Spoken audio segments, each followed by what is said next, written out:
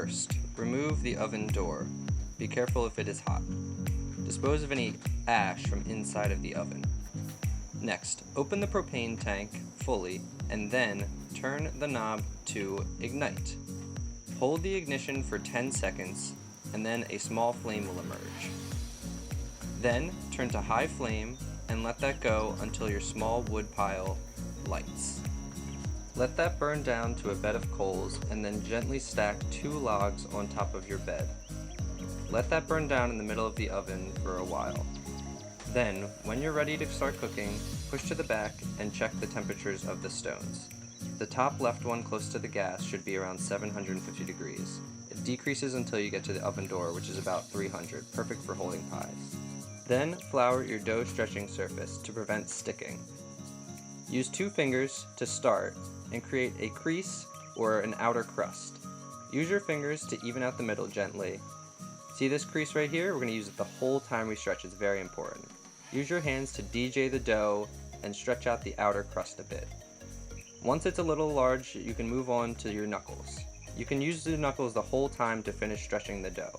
Or, once you get really good, maybe you can move on to the slapping technique. It's my personal favorite and very fast. You see the whole time I'm stretching it, I'm hitting that crease that we created earlier. Never touching the middle, that's very important. If you touch the middle, it'll get too thin. If you hold it up like this, you'll be able to see how thin it is. Gently place the dough on a cornmealed surface and begin the topping process. A 4-ounce ladle's worth of sauce goes directly in the center of the dough. Then, put a little pressure down and go in an outward circular motion. This will create an even amount of sauce around the pie. Go close to the edge but not to the very edge, as the sauce will make it tough to get on the peel. Cheese. About 1 handful's worth, depending on the size of your hand, will cover the pie. Gently sprinkle it all over, getting close to the edge but not too close.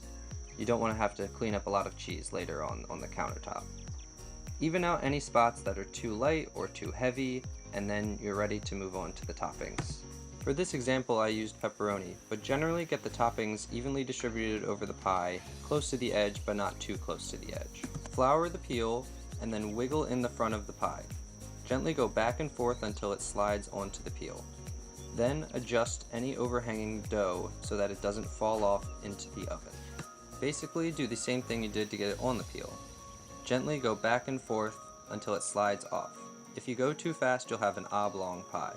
Place the pie on the hottest part of the oven, top left. Then rotate it throughout the oven during the cooking process. It should take about 3 minutes. When removing the pizza, you can lift it at the top of the oven to get that pepperoni extra crispy.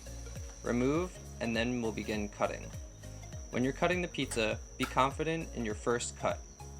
Push down pretty hard to break that crust and continue throughout the entire cut.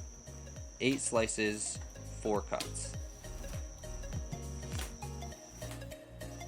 Once it's cut, it's ready to be garnished and then sent out or boxed up for to-go pizza. To box it up, simply grab the tray, slide it in, adjust as needed, box it up, and ready to go.